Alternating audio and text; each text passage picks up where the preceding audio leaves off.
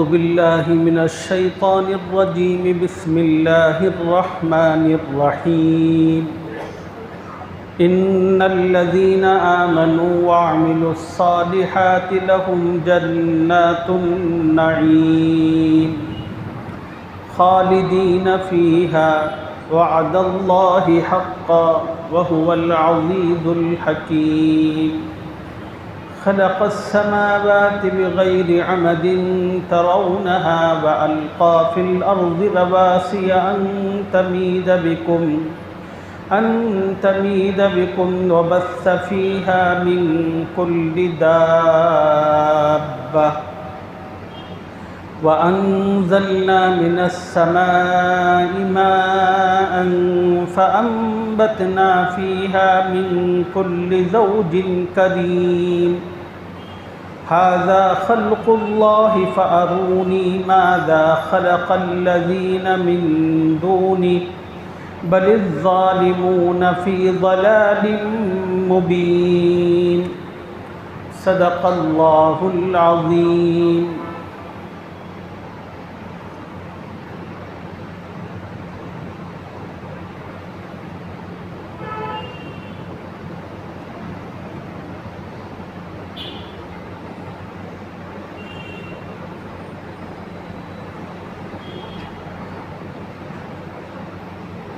ابھی میں نے آپ حضرات کے سامنے قرآن پاک کی جن آیتوں کی تلاوت کی ہے، ان آیتوں کا تعلق سورہ لقمان سے ہے۔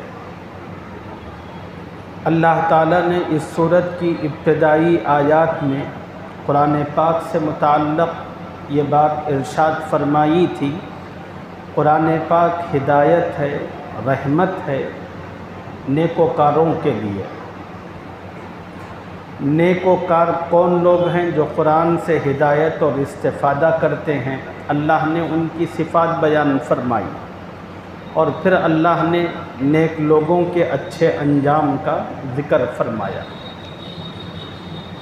پھر اس کے بعد قرآن پاک کی آیتوں میں اللہ تعالیٰ نے ان بدبختوں کا ذکر فرمایا جو قرآن سے منہ موڑتے ہیں، قرآن سے ہدایت اور استفادہ نہیں کرتے، بلکہ ضد ہٹ دھرمی میں خود بھی گمراہ رہتے ہیں اور لوگوں کو گمراہ کرنے کی نئی نئی چالیں اپناتے ہیں۔ ان سے متعلقہ تفصیل بیان کی گئی تھی اور اللہ نے ان سے متعلق تفصیل بیان فرمانے کے بعد آخر میں کہا، جو لوگ خود گمراہ ہیں، اوروں کو گمراہ کرنے کی کوشش کرتے ہیں، ایسے لوگوں کے لیے قیامت میں اللہ تعالیٰ کے پاس دردناک عذاب ہے۔ پھر اللہ تعالیٰ نے ایمان والوں کا اور ان کو آخرت میں ملنے والی نعمتوں کا ذکر ان آیتوں میں فرمایا، جس کی میں نے ابھی آپ کے سامنے تلاوت کی۔ ان الذین آمنوا وعملوا الصالحات لهم جنات النعیم، بلا شبہ جو لوگ ایمان لائے اور نیک کام کرتے رہے ان کے لیے نعمت کے باغ ہیں۔ میں نے اس آیت کریمہ کی تفسیر میں گزشتہ سبق میں آپ حضرات کو بتایا تھا، ایمان قرآن کی ایک اصطلاح ہے۔ ایمان کا معنی ہے اللہ رب العزت نے حضور اکرم صلی اللہ علیہ وسلم پر جو کچھ نازل فرمایا ان تمام باتوں کی دل سے تصدیق کرنا۔ ایمان کی تعریف اور اس کی تفصیل قرآن نے بھی مختلف آیتوں میں بیان فرمائی ہے اور احادیث میں رسول اللہ صلی اللہ علیہ وسلم نے بھی اس کی تفصیل بیان فرمائی ہے۔ سب سے مشہور ترین حدیث جس کو حدیث جبرائیل کہتے ہیں، اس حدیث کو حدیث جبرائیل اس واسطے کہتے ہیں، ایک مرتبہ مسجد نبوی میں حضور صلی اللہ علیہ وسلم بیٹھے ہوئے تھے، سب صحابہ سامنے تھے۔ جبرائیل امین انسانی شکل میں حضور صلی اللہ علیہ وسلم کی مجلس میں آئے اس حدیث کے جو راوی ہیں حضرت عمر رضی اللہ عنہ ہیں، وہ فرماتے ہیں کہ ان صاحب کو دیکھ کر بڑی حیرت ہوتی تھی، اور حیرت کی وجہ یہ تھی، ایک تو وہ صاحب تھے جن کو ہم میں سے کوئی جانتا بھی نہیں تھا، ایک دوسری بات یہ تھی کہ ان کے جو کپڑے تھے وہ انتہائی سفید تھے، صاف و شفاف تھے۔ یہ تھی حیرت کی وجہ۔ اس میں حیرت کیا ہے آپ پوچھیں گے؟ حیرت کی بات یہ ہے کہ عرب کا وہ جو علاقہ تھا وہ ریگستانی علاقہ، کوئی بھی آدمی وہاں پر سفر کرتا تو دھول اور مٹی ایسی اڑتی کہ آدمی کا حلیہ ہی بگڑ جاتا۔ تو اب حضرت عمر فرما رہے ہیں کہ وہ جو صاحب حضور صلی اللہ علیہ وسلم کی مجلس میں آئے تھے، پہلی بات یہ تھی کہ ہم میں سے کوئی ان کو پہچانتا نہیں تھا، مطلب یہ کہ یہ مسافر۔ اب مسافر آدمی کو پہچانتے تھے اس کے کپڑوں سے، اس کے حلیے سے، مگر ان صاحب کا جو حلیہ تھا وہ اتنا شاندار، اتنا نفیس، زبردست کہ کوئی ان کو کہہ نہیں سکتا تھا کہ یہ مسافر ہے۔ پھر دیکھیے وہ صاحب تمام صحابہ کو ہٹاتے ہوئے سیدھے حضور صلی اللہ علیہ وسلم تک پہنچے، اور نبی صلی اللہ علیہ وسلم کے بالکل سامنے آ کر بیٹھ گئے۔ حدیث میں ہے کہ فَأَسْنَدَ رُكْبَتَيْهِ إِلَىٰ رُكْبَتَيْهِ، اور ان نووالد صاحب نے اپنے گھٹنے حضور صلی اللہ علیہ وسلم کے گھٹنوں سے لگا دیے۔ پھر انہوں نے حضور صلی اللہ علیہ وسلم کے سامنے بیٹھ کر 3 سوال کیے۔ فَأَخْبِرْنِي عَنِ الْإِسْلَامِ، یا رسول اللہ اسلام کسے کہتے ہیں آپ مجھے بتائیے۔ حضور صلی اللہ علیہ وسلم نے بتایا اسلام یہ ہے۔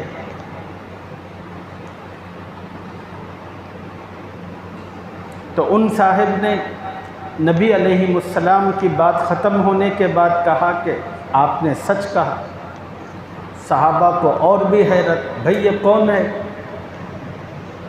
بھئی سوال کرنے کا مطلب یہ سمجھ میں آتا ہے کہ ان کو اسلام کیا ہے معلوم نہیں تھا، تو انہوں نے سوال کیا، حضور صلی اللہ علیہ وسلم نے جواب دیا۔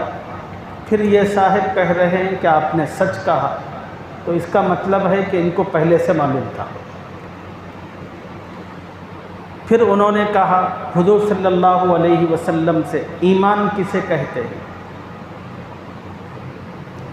حضور صلی اللہ علیہ وسلم نے فرمایا کہ ایمان کہتے ہیں اللہ پر ایمان لانا، اس طرح کہ وہ اپنی ذات اور صفت میں یکتا ہے، وَمَلَائِكَتِهِ اللہ کے فرشتوں پر ایمان لانا، وَكُتُبِهِ اللہ کی کتابوں پر ایمان لانا جو انہوں نے مختلف زمانوں میں انسانوں کی ہدایت اور رہنمائی کے لیے بھیجی ہیں، وہ تمام کی تمام کتابیں، اس میں موجود تمام باتیں حق اور سچ ہیں، یہ ایمان رکھنا۔ وَرُسُلِهِ اور اللہ نے جتنے رسول اور پیغمبر بھیجے ہیں ان سب پر ایمان رکھنا۔ اور یہ بابرکت سلسلہ اللہ نے سیدنا آدم علیہ السلام سے چلایا، اور اس سلسلے کا اختتام میرے اور آپ کے آقا حضرت محمد الرسول اللہ صلی اللہ علیہ وسلم پر ہوا۔ اس درمیان میں جتنے پیغمبر اور رسول گزرے وہ سب سچ ہیں، برحق ہیں، اور اللہ نے ان کو جو ذمہ داری دی تھی انہوں نے اس ذمہ داری کو بڑی خوبی کے ساتھ نبھایا، یہ ایمان ہے۔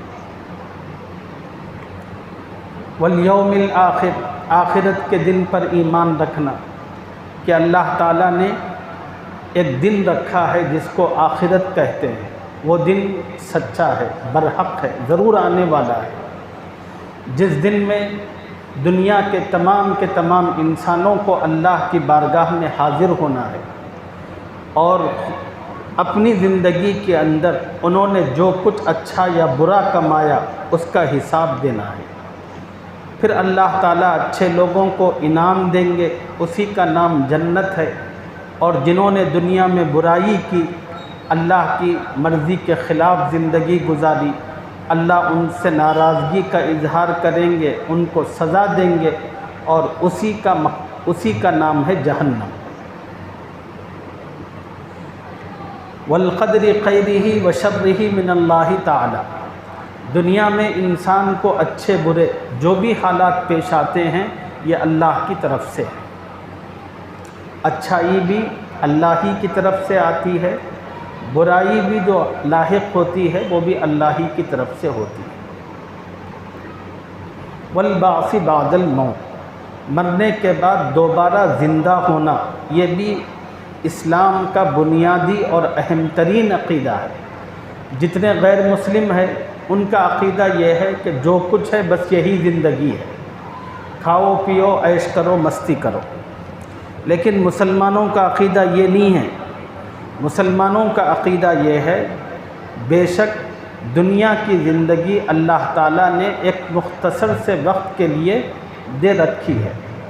اللہ تعالیٰ اس دنیا کی زندگی کے ختم پر موت دیں گے۔ موت کا مطلب یہ نہیں کہ اب سب کچھ ختم ہوا، اللہ پھر زندہ کرے گا۔ یہ ہے مسلمانوں کا عقیدہ، کافروں کے پاس یہ عقیدہ نہیں ہے۔ والبعث بعد الموت، نبی علیہ السلام نے جبرائیل سے کہا کہ ایمان اس کو کہتے ہیں۔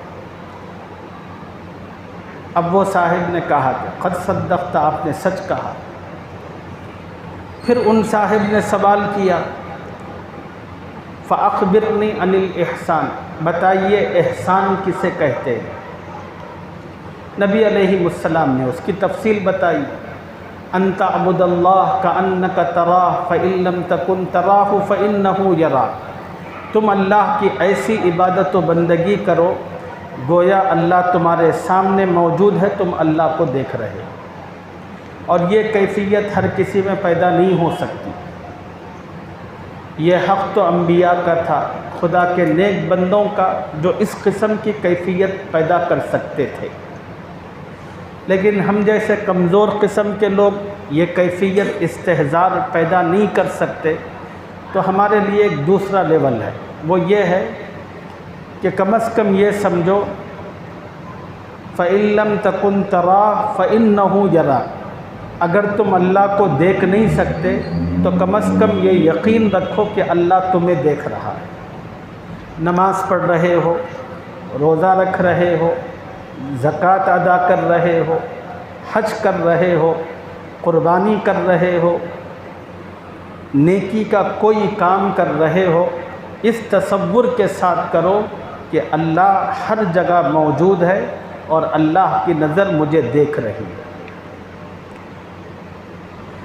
جب انسان اس قسم کا تصور کرتا ہے، یقین اور عقیدہ رکھتا ہے، تو پھر انسان کی زندگی کی کیفیت بدل جاتی ہے۔ اب آپ پوچھیں گے کہ وہ کیسے؟ اس کو ایک پریکٹیکل مثال سے میں آپ کو بتاتا ہوں۔ دنیا میں بڑے محترم اور معزز 3 رشتے ہیں۔ پہلا رشتہ اللہ اور بندے کا ہے، دوسرا رشتہ ہے استاد اور شاگرد کا، تیسرا رشتہ ہے باپ بیٹے کا۔ اگر کوئی بیٹے کے سامنے اس کا باپ موجود ہو، آمنے سامنے بیٹھے ہوں، اب آپ بولیے وہ بیٹا کوئی غلط حرکت کرے گا؟ کرے گا۔ اب آج کے بچوں کے بارے میں تو نہیں بول سکتا، لیکن اب تک کے جو بچے گزرے ہیں ان کے بارے میں بول رہا ہوں۔ اگر وہ بچوں کے سامنے ان کا باپ بیٹھا ہو تو کیا وہ غلط حرکت کر سکتے ہیں؟ کریں گے؟ نہیں کرتے۔ اسی طرح کسی شاگرد کو یہ معلوم ہو کہ میرا استاد سامنے بیٹھا ہے، وہ مجھے دیکھ رہا ہے، اب آپ بتائیے کہ وہ شاگرد کوئی غلط حرکت کرے گا؟ نہیں کرے گا۔ اللہ تعالیٰ یہی بتا رہے ہیں، اے میرے بندو تم یہ یقین رکھو کہ اللہ تمہیں دیکھ رہا ہے۔ اگر یہ یقین تمہاری زندگی میں آ گیا تو جس طرح ایک شاگرد استاذ کی نگاہوں کی وجہ سے حیا کرتا ہے، ایک بیٹا اپنے باپ کی نگاہوں کی وجہ سے حیا کرتے ہوئے کوئی غلط کام نہیں کرتا، ایسے ہی جس بندے کے دل میں اللہ کے دیکھنے کا یقین آ جاتا ہے، پھر وہ بھی اللہ سے حیا کرتے ہوئے کوئی غلطی نہیں کر سکتا۔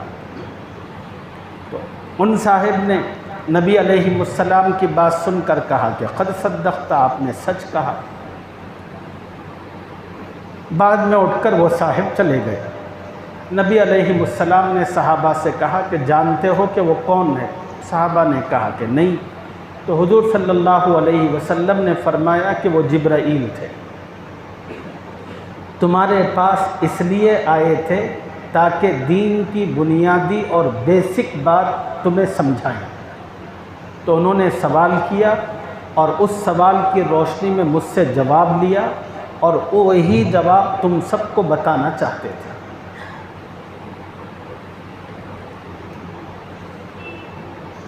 تو یہ جو تفصیل تھی حدیث کی، میں نے آپ کے سامنے کیوں رکھی؟ اللہ نے یہ جو آیتیں بیان میں نے پڑھی اس میں فرمایا کہ وہ لوگ جو ایمان لائے، ایمان اس کو کہتے ہیں، 7 چیزوں کے ماننے کو، ان پر یقین کرنے کو، دل سے اس کی گواہی دینے کو ایمان کہتے ہیں۔ اگر کسی مسلمان کا یقین اور عقیدہ ان 7 میں سے کسی ایک چیز پر بھی نہ ہو، وہ مسلمان نہیں، وہ کافر ہے۔ اللہ کو ماننا، تمام رسولوں کو ماننا۔ اب اگر کوئی بولے میں حضور صلی اللہ علیہ وسلم پر ایمان رکھتا ہوں مگر سلیمان علیہ السلام کو نہیں مانتا، اس کا مسئلہ پوچھیے، اس کا مسئلہ یہ ہے کہ وہ کافر ہے۔ کیوں؟ سورہ بقرہ کی جو آخری آیتیں ہیں اس میں اللہ نے کیا کہا؟ کل آمن باللہ وملائکتہ وکتبہ ورسلہ۔ ایمان لانا کس پر؟ آمن باللہ، سب سے پہلے اللہ پر، وملائکتہ، اللہ کے پورے فرشتوں پر، وکتبہ، اللہ کی تمام کتابوں پر، ورسلہ، اللہ کے تمام رسولوں پر۔ اگر کوئی آدمی اللہ کے ایک رسول کا بھی انکار کرے وہ کافر ہے۔ اچھی بری تقدیر اللہ کی طرف سے ہوتی ہے، اس پر بھی یقین ہونا۔ قیامت واقع ہوگی، اس پر بھی یقین ہو۔ جب آدمی ان سب چیزوں پر یقین اور عقیدہ رکھے گا تو پھر وہ ایمان کی منزل کو پہنچے گا۔ اور میں نے گزشتہ اسباق میں آپ حضرات کی خدمت میں ایک بات اور عرض کی تھی، وہ یہ تھی اللہ تعالیٰ کے یہاں انسانوں کو نجات اور جنت ایمان کی بنیاد پر ملے گی۔ اللہ کے یہاں نجات اور جنت یہ ایمان کی بنیاد پر ہو۔ جنت کے جو درجات ہیں وہ اعمال کی بنیاد پر ہوں۔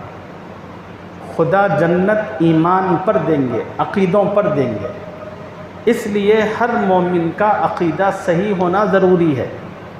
اس کا مطلب کیا ہے؟ اس کا مطلب یہ ہے اگر کسی مسلمان کے عمل میں کمزوری ہو، نماز نہیں پڑھتا ہے تو 2 پڑھتا ہے، 3 نہیں پڑھتا، 4 دن میں 1 بار پڑھتا ہے، روزے پورے نہیں رکھتا،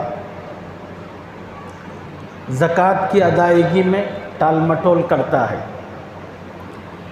بہت ساری بدعمالیوں میں، برائیوں میں مبتلا ہے، مگر عقیدہ ٹھیک ہے، مگر اعمال میں کمزوری ہے، عقیدہ ٹھیک ہے، اس آدمی کو ایک نہ ایک دن ضرور جنت ملے گی، ضرور اس کی مغفرت ہوگی، ضرور اس کی نجات ہوگی۔ اللہ تعالیٰ کے یہاں نجات عقیدوں پر ہوتی ہے، اللہ کے یہاں نجات عقیدے پر ہوتی ہے۔ جس بندے کا عقیدہ ٹھیک ہوگا اس کو نجات ملے گی، اس کو جنت ملے گی۔ اگر انسان کے عمل میں کمزوری ہو تو اللہ سزا کے طور پر اس کو معاف جہنم میں بھی ڈال سکتے ہیں، معاف بھی کر سکتے ہیں، وہ ان کی قدرت کا معاملہ ہے، انہوں معاف کریں گے یا سزا دیں گے۔ اگر وہ سزا بھی دیں گے تو جس دن سزا ختم ہوگی اسی دن اللہ اس کی مغفرت کر دے گا۔ اب جہنم کے اندر اللہ تعالیٰ کافر کو بھی ڈالیں گے، مسلمان کو بھی ڈالیں گے، لیکن ان دونوں کے ڈالنے میں فرق ہے۔ کافر کو اللہ سزا کے طور پر ڈالیں گے، ایمان والے کو پاکی کے لیے داخل کریں گے۔ ایمان والے کو جہنم میں پاکی کے لیے داخل کریں گے۔ آپ کے کپڑے پر پیشاب کے خطرے لگے ہوں تو آپ کا کپڑا کیا ہو گیا؟ پاک، ناپاک۔ اب اس کو کیا کرنا ضروری ہے؟ پاک کرنا۔ پاکیزگی حاصل ہوتی ہے دھونے کے ذریعے۔ جنت یہ پاکیزہ لوگوں کا مقام ہے، جنت یہ پاکیزہ لوگوں کا مقام ہے، ناپاک آدمی داخل نہیں ہو سکتا۔ اب جس آدمی کے اندر اعمال کے اعتبار سے کمزوریاں ہیں وہ ناپاک ہے۔ اب جنت میں داخلے کے لیے پاکیزہ ہونا ضروری ہے، تو اس لیے اللہ تعالیٰ اس کو جہنم میں داخل کریں گے، اور جہنم میں ایمان والے کا دخول یہ سزا کے لیے نہیں ہوگا بلکہ کس کے لیے ہوگا؟ پاکیزگی کے لیے ہوگا۔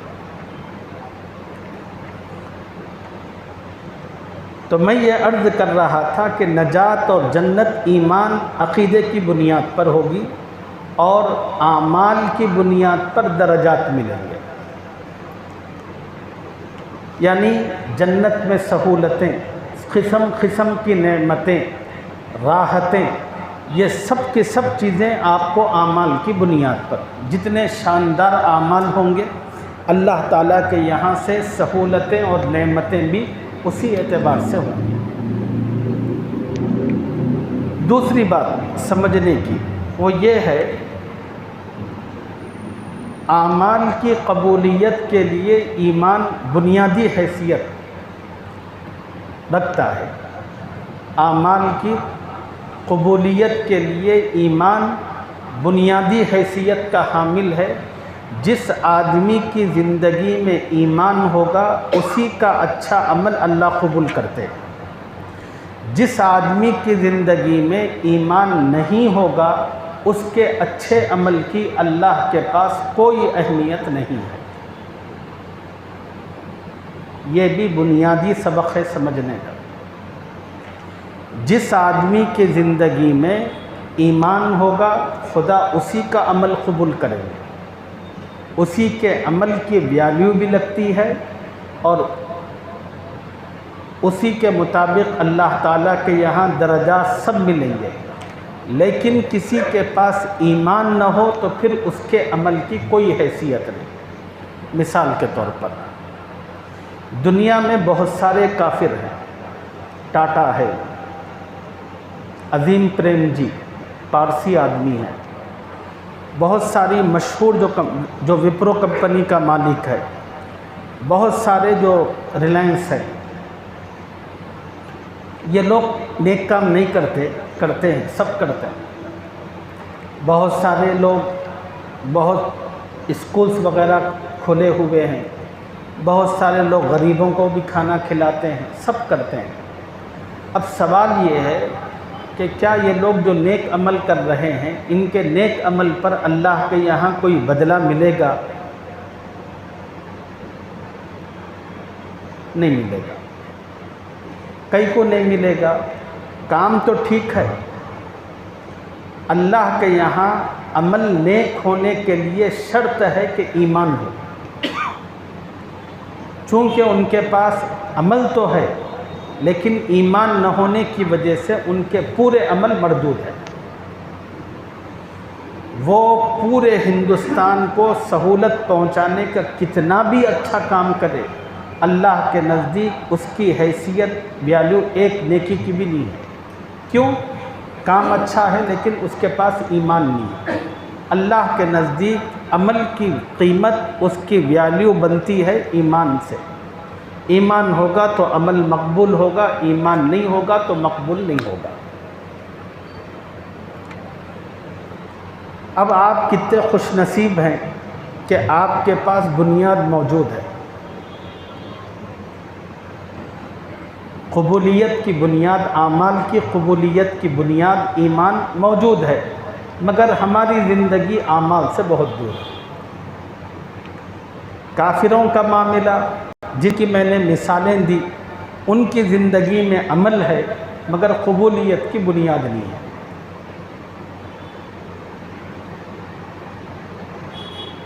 اس لیے اس بات کو سمجھیے، اور دنیا کے اندر جس طرح ایمان ضروری ہے، نیک اعمال بھی ضروری ہے۔ اللہ کے جو احکام ہے، نماز پڑھنا، روزہ رکھنا، زکوٰۃ دینا، غریبوں کا خیال رکھنا، سماج میں لوگوں کے کام آنا، ہر ایک کے ساتھ اچھائی اور بھلائی کا معاملہ کرنا، جو بھی چیزیں ہیں وہ بھی ضروری ہے، یہ بھی ضروری ہے، یہ اعمال ہیں۔ یہ کریں گے تو اللہ تعالیٰ کے یہاں قبولیت حاصل ہوگی۔ اب پھر ایک سوال، بھئی جب یہ کافروں کے اعمال کی اللہ کے یہاں کوئی ویلیو نہیں ہے، تو پھر ان کے نیک جو اچھے کام وہ کرتے ہیں، پھر اس کا کوئی بھی بدلہ نہیں، کیا بدلہ ہے، لیکن وہ پورا کا پورا بدلہ اللہ دنیا ہی میں دیتے ہیں، آخرت میں کچھ بھی باقی نہیں رکھتے۔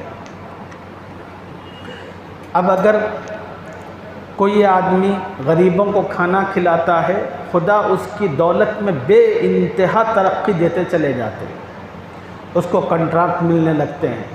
کیوں؟ اس لیے کہ اس نے اچھائی کی، تو اس کی نیکی کا جو بدلہ تھا اچھائی کا، وہ اللہ دنیا ہی میں دیتے ہیں، آخرت میں اس لیے نہیں دیتے۔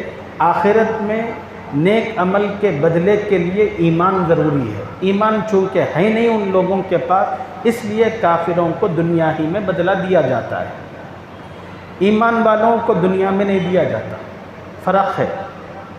ایمان والوں کو اللہ بدلہ آخرت میں دیتے ہیں۔ بس ایک چھوٹا سا واقعہ آپ حضرات کو سنا کر اپنی بات ختم کرتا ہوں۔ حضرت تھانوی رحمۃ اللہ علیہ نے اس واقعے کو اپنی کتاب میں لکھا ہے۔ ایک گاؤں کے اندر ایک غیر مسلم آدمی تھا، ایک مسلمان آدمی تھا۔ اچانک اللہ تعالیٰ کی طرف سے موت کا فیصلہ ہوا، غیر مسلم پر بھی اور مسلمان پر بھی۔ اب ان کی زندگی کی چند سانسیں باقی تھیں۔ اچانک مسلمان کے دل میں ایک خواہش پیدا ہوئی کہ میں زیتون استعمال کروں، زیتون کا تیل کھاؤں، ایک خواہش پیدا ہوئی۔ زیتون کا تیل ساتھ میں رکھا ہوا تھا، جو مسلمان بیڈ پہ پڑا ہوا تھا اس کے بالکل سرہانے زیتون کا تیل رکھا ہوا تھا۔ مسلمان نے ہاتھ بڑھایا زیتون کی شیشی کی طرف، ہوا ایسے کہ اس کی انگلی لگی، تیل گر گئے شیشی۔ اس کو بڑی تکلیف ہوئی، میرے دل میں خواہش تھی زیتون کا تیل کھانا بول کر، لیکن میں ہاتھ بڑھایا تو انگلی رکھ کے شیشی گر گئی، تو اس کا دل دکھا۔ دوسری طرف ایک غیر مسلم تھا، اس کے دل میں خواہش پیدا ہوئی مچھلی کھانا۔ اتفاقی بات کہ اس پوری بستی میں کہیں پر بھی مچھلی موجود ہی نہیں تھی۔ اللہ نے ایک فرشتے کو حکم دیا کہ جاؤ سمندر سے مچھلی اٹھاؤ، وہ جو غیر مسلم جس تالاب کے پاس اس کا گھر ہے وہاں چھوڑ دو۔ چنانچہ فرشتہ مچھلی لایا، وہاں چھوڑا۔ پھر وہ مچھلی، جب غیر مسلم کی خواہش سن کر لوگ تالاب پہ آئے تو ان کو مچھلی ملی، انہوں نے پکایا، کاٹ کر اس کو کھلایا۔ یہ جو مسلمان تھا اس کے دل میں زیتون کی خواہش ہوئی، وہ لے رہا تھا، اللہ نے فرشتے سے کہا گراؤ اس کو ملنے مت دو۔ اب فرشتوں نے وہ بھی کام کیا، یہ بھی کام کیا۔ اب فرشتوں کے بارے میں اللہ قرآن میں کہتا ہے، فرشتے اللہ کی نافرمانی نہیں کرتے، جو آرڈر ملتا ہے اس کو پورا کرتے۔ آرڈر پورا کرنے کے بعد فرشتے اللہ کے پاس گئے. انہوں نے کہا کہ اے اللہ، آپ کی حکمت، آپ کا علم کوئی نہ اس کو پہنچ سکتا ہے، نہ اس کی حقیقت جانتا ہے.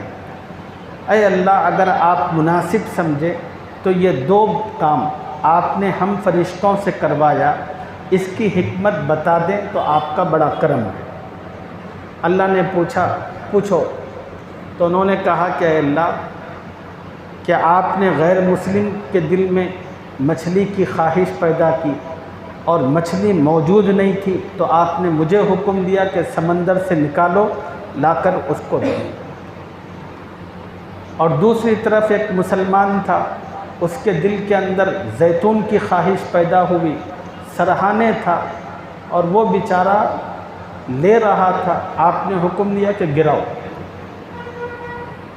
یہ کیا ہے؟ اللہ نے کہا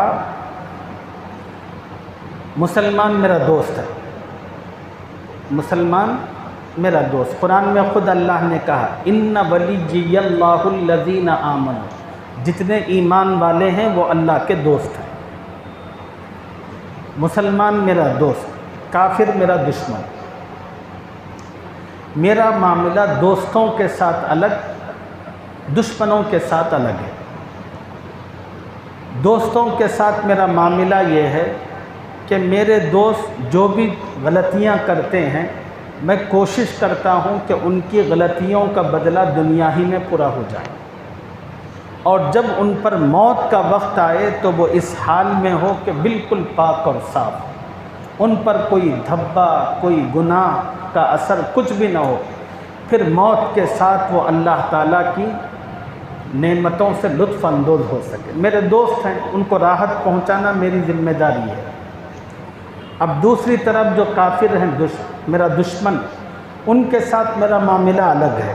ان کے ساتھ میرا معاملہ یہ ہے کہ چونکہ وہ دنیا میں مجھے چھوڑ کر بتوں کو پوجتے ہیں،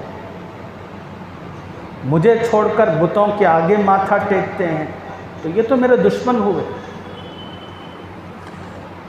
میرا اصل معاملہ ان کے ساتھ یہ ہے کہ ان کو سزا دینا ہے. ان کی چھوٹی موٹی کوئی بھی نیکی اچھائی ہوتی ہے، اس نیکی کا بدلہ میں ان کو دنیا ہی میں پورا کرتا ہوں، تاکہ جب ان پر موت آئے تو ان کا کوئی بھی حصہ باقی نہ رہے. اب بس ان کو مارنا ہے، کھندلنا ہے یہاں سے. یہ میرا معاملہ ہے. اب وہ جو کافر تھا، اس نے زندگی میں کچھ اچھائیاں کی تھی، میں نے سب کا بدلہ دے دیا. ایک اچھائی باقی تھی، تو میں نے اس کے دل میں مچھلی کھانے کی خواہش پیدا کی. اب مچھلی وہاں تھی نہیں، تو میں نے تمہیں حکم دیا کہ سمندر سے لاؤ، اس کو دو، تاکہ اس کی وہ جو ایک اچھائی میرے پاس باقی رہ گئی تھی، اس کو میں نے پورا کر دیا. اب دوسری طرف یہ جو مسلمان تھا، یہ بھی گنہگار تھا. میں نے بیماریوں میں مبتلا کر کے اس کے گناہوں کو ختم کرنا شروع کیا. اس کے گناہ ختم ہوتے رہے بیماری میں. حدیث میں آتا ہے کہ کانٹا چبھتا ہے تو اس پر بھی اللہ مسلمان کا گناہ معاف کرتے ہیں.